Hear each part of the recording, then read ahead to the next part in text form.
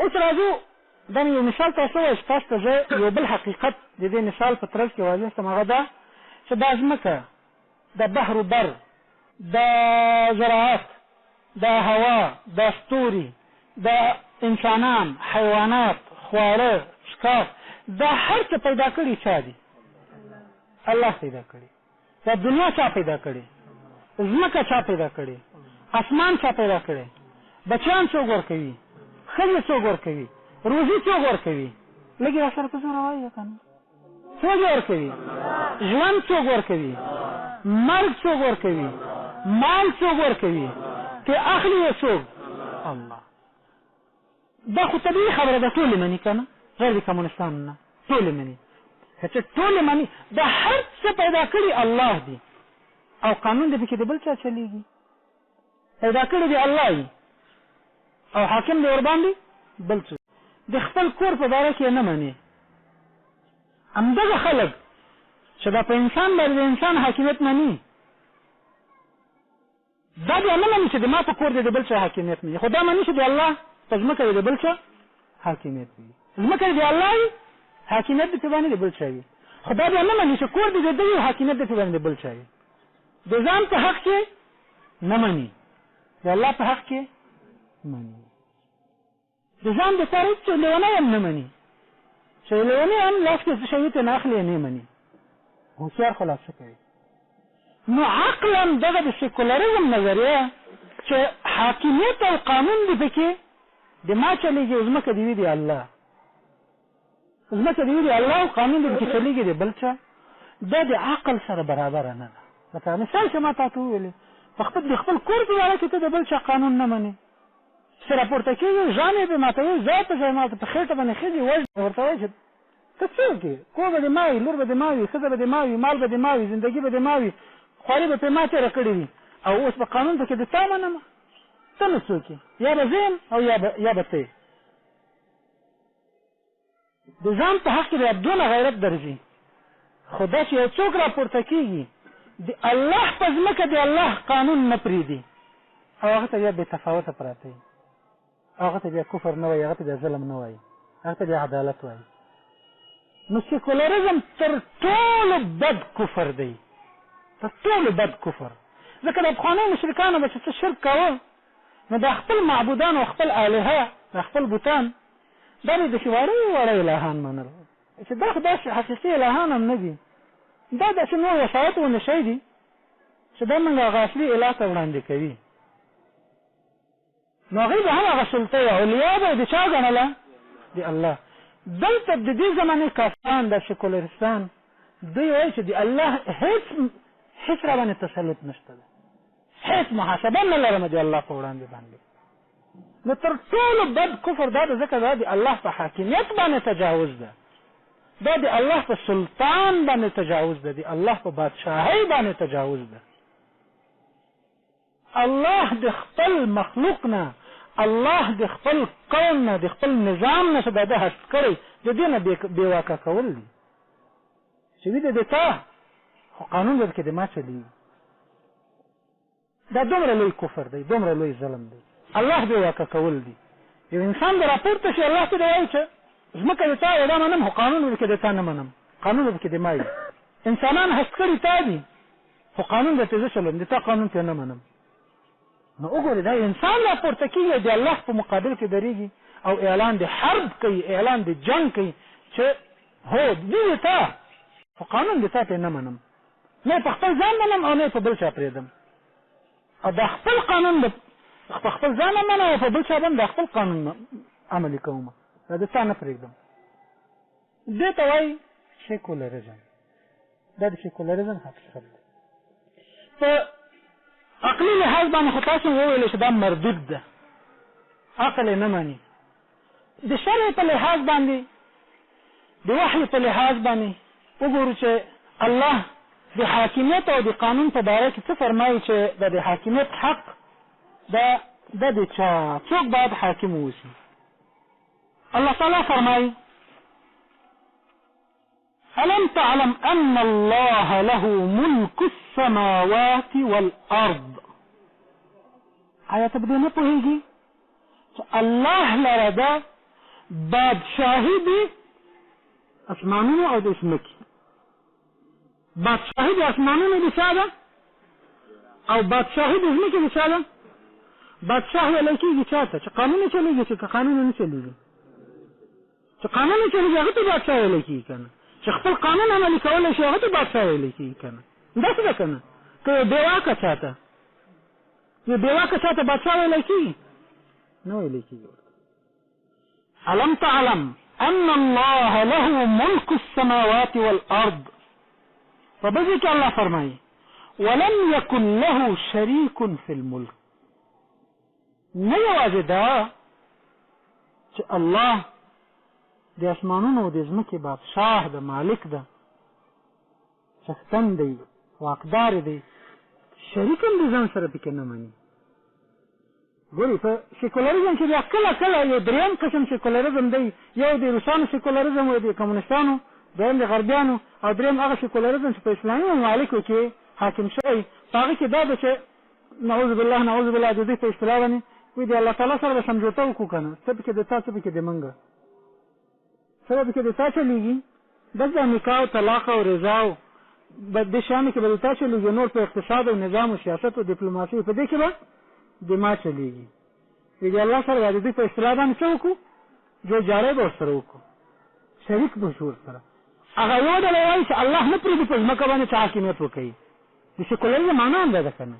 دا درېیمه ډله بیا وایي، هغه اوله ډله خو وایي چې الله شته نه، دویمه ډله وایي شته خو قانون یې نه منو، درېیمه ډله چې دا زموږ خپل یاران دي نعوذ بالله، دوی بیا وایي چې بس څه به دې الله وي څه به دې موږ وي، الله به هم پالو لیلا به هم پالو، دواړه به وي، دا هم خوشحاله او دا هم خوشحاله، او دا کېدی نشي ځکه چې الله فرمایي ولم یکن له شریک فی الملک.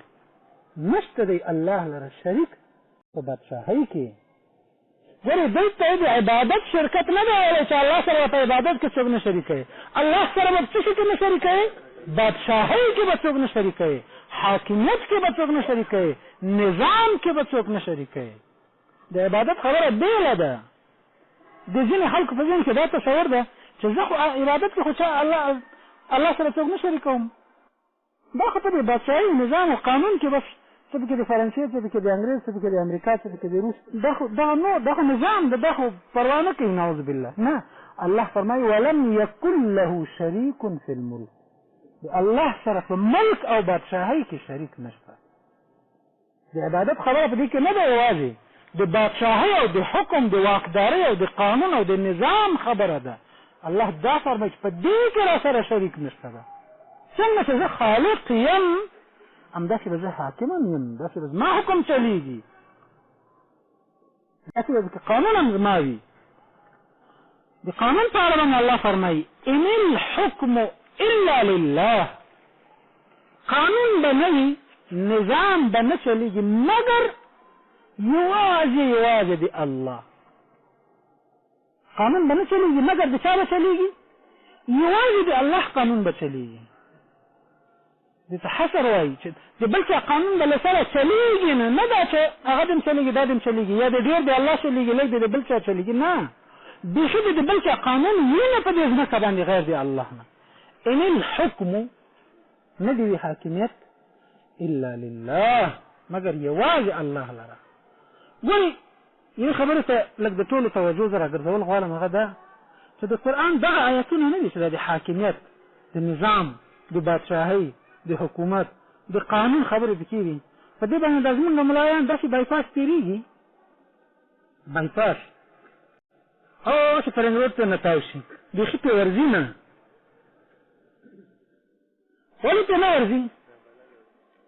یوه برخه خو قاري صاحب وایي چې نابلده دي، او یوه برخه دا دي چې هغوی په دې نظامونو کې شریک دي، هغوی په دې کې مصالح نغښتې دي، په دې کې شریک دي، برخه یې ده پکې. نو ځکه د شیخ فرید په مذهب دي. شیخ فرید مذهب زده ده تاسو ته؟ څه شی ده؟ پټه خوله وي. شیخ فریده پټه خوله دې بهتري ده. ډېر ملایان د شیخ فرید په مذهب دي. نو ځکه داسې بایپاس تېرېږي، ته نه وایي او وایي ته نه تېر شي. کنې دا ګورې څونه ساده الفاظ دي، ولا که یا منطق غواړي یا نحو غواړي یا صرف غواړي، دا څنګه تاسو ملک او ملک او بادشاہ ورته وي او الله هم دغه ورته وي زموږ په ژبه کې هم دغه الفاظ پیژندل شوي متعارف مألوف الفاظ دي پیژندل شوي هر څوک په دې پوهېږي چې ملک چاته وایي. الله فرمایي په بل ځای کې لله الامر من قبل ومن بعد. امر بادشاهي وکوه مکوه دا مخکم دی الله او وروسته هم دی الله وي. په دې کې نه مخکې څوک شریک و نه وروسته د شرکت امکان ورسره شته ده. الله فرمایي بل ځای کې له ملک السماوات والارض والى الله ترجع الامور. الله لره بادشاهي ده د اسمانونو او الله لره بادشاهي ده د ځمکې او الله ته راجع کېږي ټول امور، ټول کارونه به الله ته راجع کېږي.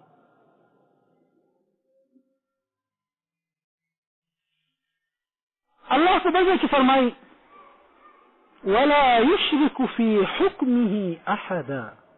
سورۃ کهف کې الله فرمایي چې الله نه شریکوي په خپل حکم کې، په خپل حکومت کې او په خپل نظام کې له ځان سره هیڅوک نه شریکوي.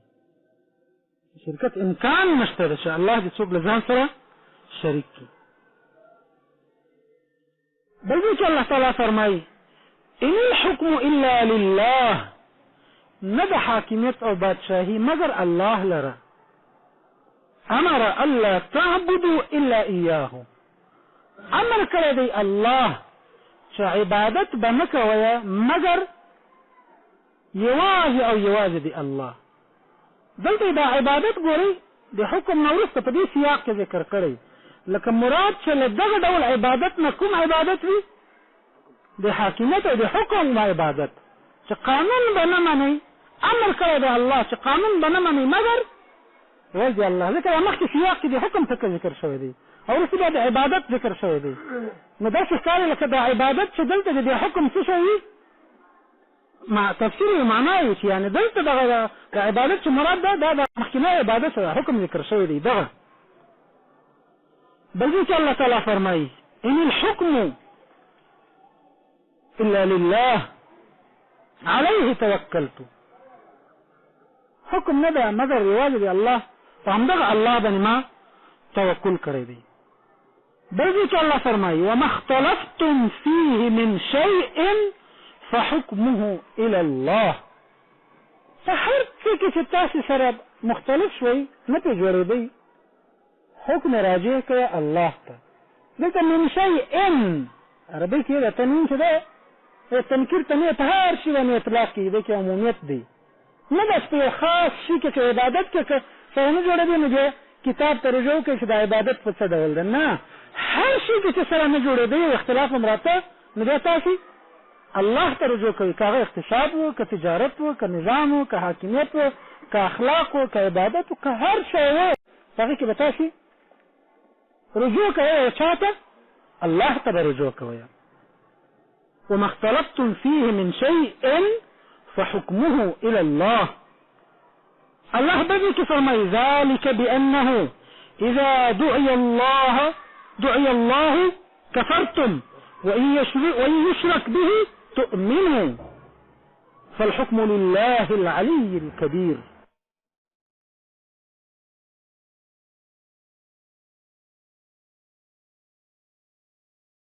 فبينك الله تبارك وتعالى بل داسي حكومته چې الله د حکم نه غیر یغته د جاهلیت حکومت وایي، د جاهلیت حکم ورته وایي، د جاهلیت نظام ورته وایي. الله فرمایي افحکم الجاهلیت یبغون. دا خلق د جاهلیت حکم غواړي، د جاهلیت نظام غواړي. جاهلیت ګورې دې ته نه وایي چې په هغې کې بېسوادي وي. د جاهلیت تفسیر علماء په کتابونو کې کړی عدم الاهتداء بهدي الله وعدم التحاكم الى قانونه. دی الله ته هدایت ځان نه برابرول او دی الله قانون ته فیصله نه ورول دې ته وایي جاهلیت. جاهلیت دې ته نه وایي چې د چا لیک لوست نه زده. جاهل دې ته نه وایي چې هغه لیک لوست نشي کولی، بلکې جاهل هغه چا ته وایي د قرآن په اصطلاح کې چې هغه د الله هدایت نه مني، نه قبلوي او فیصله د الله قانون ته نه وروړي. دې ته حکم جاهلیت وایي. افحکم الجاهلیت یبغون ومن احسن من الله حكما لقوم يوقنون. دوی د جاهلیت حکم غواړي، د الله نه به څوک د حکم او د حکم په حیث باندې او د الله د حکم نه به د چا حکم غوره وي، بهتره به وي. د هغه قوم دپاره دا وینا ده چې هغوی یقین لري په الله باندې.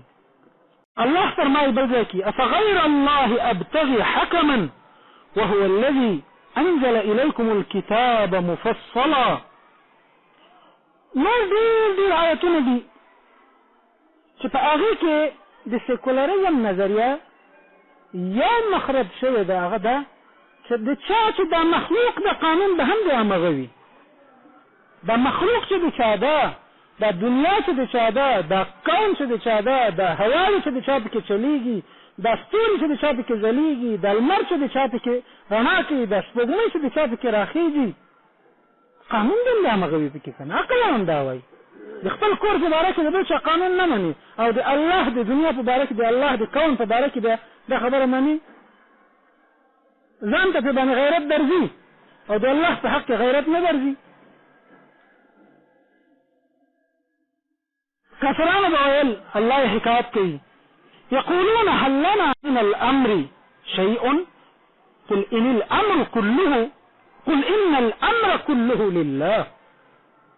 کافران به ویل چې په دې حکم حاکمیت په دې نظام کې د موږ نه یو څه برخه مرخه شته که نه، څه دې پکې د تاسو، څه دې پکې د موږ وي. الله فرمایي چې ته دوی ته ووایه ان الامر كله لله، امر او حاکمیت او نظام دا به ټول د الله وي، په دې کې د بل چا واک نه چلېږي، بل چا ته په دې کې اجازت نشته. الله انسانان د دې نه منع کوي چې په خپل عمد له خپل زړه له خپلې ګېډې به دا نه وایي چې دا حرام دي دا حلال دي. حلال او حرام به په اکثریت باندې نه فیصله کوئ، د حلال او حرام دپاره به د الله رالېږلي معیار ته رجوع کوئ چې که الله ورته حلال ویلي و رسول الله ورته حلال ویلي نو حلال، او که رسول الله ورته حلال نه ویلي نو هغه حرام. دا نه چې اکثریت راټول کوي او د ووټنګ په هغه باندې وکوي، او که ډېر وویل چې حلال نو هغه حلال، او که ډېر وویل چې حرام هغه حرام. الله فرمایي ولا تقولوا لما تصف ألسنتكم الكذب هذا حلال وهذا حرام. تاسو مه وایه هغه شیانو چې د تاسو ژبې یې بیانوي په دروغو باندې چې دا حلال دی او دا حرام دی. خپله د حلال او حرام نونه نه پرېږدئ. د حلال او د حرام او د قانون او د نظام د دې خبره تاسو ته موکوله نه ده، تاسو ته راجع شوې نه ده. دا به د الله نه غواړئ، دا به د رسول الله په معیارونو باندې برابروئ. او که څوک دا نه کوي، دغه قانون د الله ته نه مني، نو بیا حکم څه شی ده؟ الله فرمایي ومن لم يحكم بما انزل الله فاولئك هم الظالمون. بل ځای کې ورپسې دغه آیت کې تعقیب ده فاولئک هم الکافرون فاولئک هم الفاسقون. نو د فاسقون او د کافرون او د ظالمون دا ټول د دوی په حق کې ذکر شوي او علماو چې د دې ټولو نه مراد کافرون ده. هغه ظلم د دوی ظلم د کفر ده. نو اوس دغه د الله قانون د خلکو ته بیانوي څوک او عملي کوي به څوک؟ رسول به یې کوي. الله را لېږلی دی رسول د دې دپاره چې اطاعت یې وشي، نه د دې دپاره چې بس یوازې درودونه ورباندې وایه او نور کارونه د بل چا په طریقه کوه. صلات السلام علیک یا رسول الله، دا بس دا ورباندې وایه او نور په ژوند کې په ټولو اړخونو د ژوند کې قانون د بل چا چلوه. دا دوکه ده، د ځان دوکه ده. الله فرمایي وما ارسلنا من رسول الا ليطاع باذن الله. الله فرمایي ما نه دی لېږلی یو رسول مګر د دې دپاره چې اطاعت دې وکړی شي د ده په حکم دی الله. الله دا حکم کوي چې د رسول به اطاعت کوي، قانون به د رسول مني.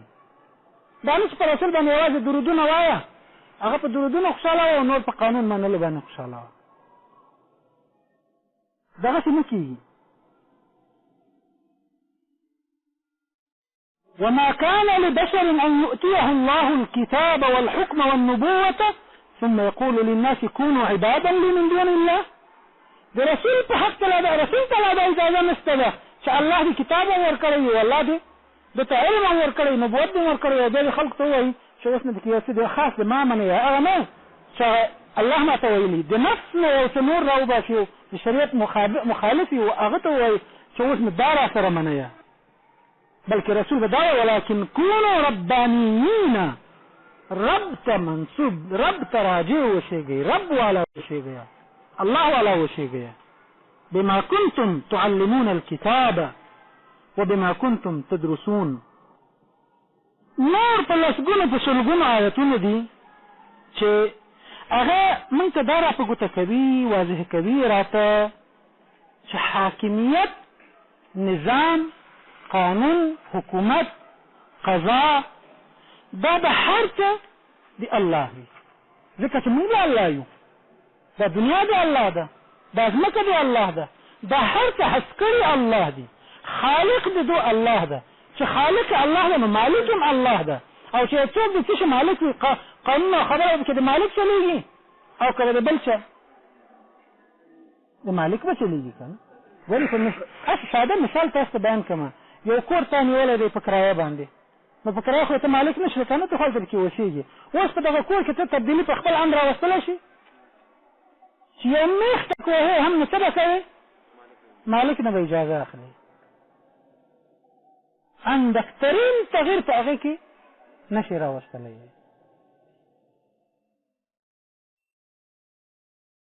په دې باره کې علماو لوی لوی کتابونه لیکلي دي لوی کتابونه او دا مفاهیم یې ښه په پراخه پیمانه باندې واضح کړي دي خو متاسفانه چې دغه ډول مفاهیم چې په نظام سیاست حاکمیت قانون تشریع په دې پورې اړه لري نه پوهېږو چې دا زموږ په ټولنه کې ولې دغه ډول آیتونه عام فهمه شوي نه دي ولې خلکو ته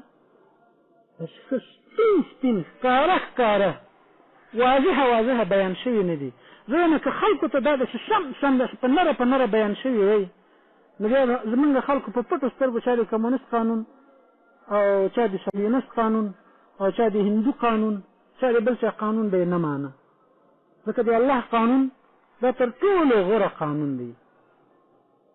الله د دې خلکو خالق دی الله د دوی په ضرورتونو ښه پوهېږي د هغو ضرورتونو مطابق احکام دوی ته رالېږلي او د دوی د منافع او د مصالحو په نظر کې نیولو سره شیان ورته حلال کړي او شیان ورباندې حرام کړي دي. الله فرمایي الا يعلم من خلق وهو اللطيف الخبير هغه الله نه پوهېږي چې خالق دی لطیف دی باریک بینه دی خبیر دی په هر څه باندې آګاه دی د انسان پیدا کړو بیا د انسان په ضرورتونو نه پوهېږي د انسان په حالاتو نه پوهېږي بلکې پوهېږي ځکه هغه خالق دی هغه پیدا کړی هغه ته معلوم دی چې څه ورته ښه دي څه ورته ښه نه دي څه نه پرهېز وکوي او څه وخوري دا الله ته معلوم ځکه هغه خالق دی. الا يعلم من خلق وهو اللطيف الخبير. په شریعت کې زمونږ د الله د قانون نه غیر بل هر قانون او د الله د شریعت د مطابق حاکم نه غیر بل هر حاکم ته طاغوت ویلی شوی ده. څه ورته ویلی شوی دی؟ طاغوت. ألم تر إلى الذين يزعمون أنهم آمنوا بما أنزل إليك وما أنزل من قبلك يريدون أن يتحاكموا إلى الطاغوت وقد أمروا أن يكفروا به ويريد الشيطان أن يضلهم ضلالا بعيدا. فنقول هغو خلقتا چې هغوی دا ګمان کوي دا دعوه کوي چې هغوی ایمان راوړی دی داسې حال کې چې هغوی ته امر کړی شوی دی چې په طاغوت باندې کافر شي. وما انزل من قبلك دوی وایي چې موږ ایمان راوړی په هغه څه چې تا ته نازل شوی دی په هغه څه چې تا نه مخکې نازل شوی دی تورات او زبور او انجیل او په نورو صحفو باندې دوی څه چل کوي یریدون ان یتحاکموا الی الطاغوت خپل حکم او فیصله د تا د قانون نه بل چا ته د بل چا قانون ته وروړي هغه بل څوک په څه یاد کړی په طاغوت. طاغوت ګورې بت ته نه وایي یوازې چې دا بت دی د بوت له قانون سره څه کار ده؟ 2000 قضیه ته وایي بوت د لرګي بوت د تیږې کانې بوت ته کېده هغه ولاکه ته کې درته وایي. او قرآن خو داسې بې مفهوم او بې معنا خبرې نه کوي. دلته طاغوت هغه چا ته ویل شوی دی چې هغه فیصله کوي، هغه قانون عملي کوي، هغه درته وایي دا کوه دا مه کوه، دا تا حق شو دا د ده حق شو، ولو که پارلماني ولو که هر څوک وي. دې ته انشاءالله په تفصیل باندې وروسته راشو چې کله چې دیموکراسي بیانوو بیا انشاءالله په هغه وخت بیا ووایو چې دا د پارلمانونو څه وضعیت دی. يريدون أن يتحاكموا إلى الطاغوت وقد أمروا أن يكفروا به.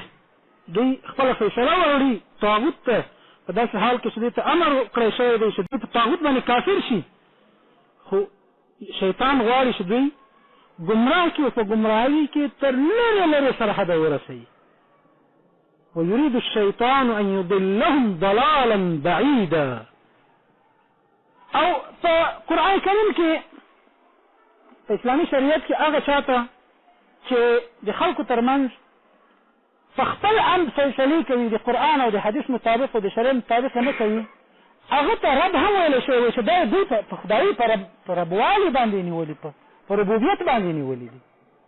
یو څوک یو چاته ورځي او په دې پوهېږي چې دا د ده قانون د الله قانون نه ده، بیا هم دی ورځي او هغه نه قانون غواړي، نو وایي دغه فیصله وروړونکي هغه فیصله ورکوونکی خپل رب وګاڼه، هغه خپل رب وګاڼه، ځکه دا حق د فیصلې دا اصلا د چا؟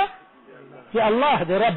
نو اوس د یو بل چاته ویوړو خو بل هم رب وګاڼه که نه، بل هم رب وګاڼه، نو ځکه هغه ته یې د رب نسبت کړی دی، د رب په نامه یاد کړی. الله فرمایي اتخذوا احبارهم ورهبانهم اربابا من دون الله.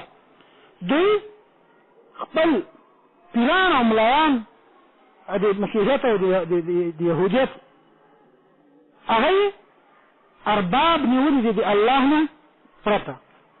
یو صحابي چې پخوا عدي بن حاتم رضی الله عنه چې پخوا مسیحی و، هغه رسول الله صلی الله علیه وسلم ته فرمایي چې یا رسول الله موږ خو نصرانیان یو، پخوا موږ خو د دې خو عبادت نه کوو. د الله فرمایي چې دوی په ربتوب باندې نیولي دي، په خدایتوب یې نیولي دي، موږ د دې عبادت نه کوو، سجدې خو ورته نه کولې. په دې معنی باندې یعنې دا متعارف عبادت، اصطلاحي عبادت دا هم نه کوو ورته. رسول الله صلی الله علیه وسلم فرمایي ورته چې هغوی به چې څه حلالول دوی به منل که نه، او هغوی به چې څه حرامول دوی به منل که نه. وایي هو دا خو کول، وایي خو همدغه عبادت و د دوی نو د هغوی فیصله منل هغوی ته څه شی عبادت. نو دیموکراسي او دغه سیکولرزم تاسو په خدمت کې ما نن یوازې د تعریف او د دې د واقعیت تر حده پورې بیان کړ. اولا تعریف بیان کړ، وروسته بیا دا وویل چې د سیکولرزم واقعیت دی الله بې واکه کول، د الله قانون د ځمکې نه شلبول، او بیا ویل چې دا مردود دی، غیر معقول دی په دوه وجهو باندې. یوه وجه یې څه شی ده؟ عقلي. د مثال مې تاسو د یو چا د کور په هغه باندې د هغه د حاکمیت ووایه. او دویمه وجه یې وحیه شرعي، د شرع له نګاه نه هم د سیکولرزم نظریه څه شی ده؟ مردوده ده، حرام نظریه ده، کفري نظریه ده. او د عقل د نګاه نه هم لیونۍ بې عقله نظریه ده، عقل هم نه مني او نقل هم نه مني. نو اوس چې نه عقل مني او نه نقل مني، نو عمل کوي دا د څه شي په زور؟ د سوټي په زور، د بم په زور، د ټانک په زور، د ډالر په زور، د اتوم په زور، د دې په زور د خلکو عمل کوي. ځکه نه عقل مني نه نقل مني. چې عقل او نقل دواړه نه مني، نو دوی خو به عمل کوي، ځکه دا خو د شیطان کار دی. شیطان په دې زمانه کې دا دین جوړ کړی دی خلکو ته. نور به انشاءالله دا سیکولرزم چېرته ولې منځته راغی دې باره کې به انشاءالله که ژوند کې بقا وه. سبا څه شنبه دی؟ چهارشنبه ده خبرو. سبحانك اللهم وبحمدك أشهد أن لا إله إلا أنت أستغفرك وأتوب إليك.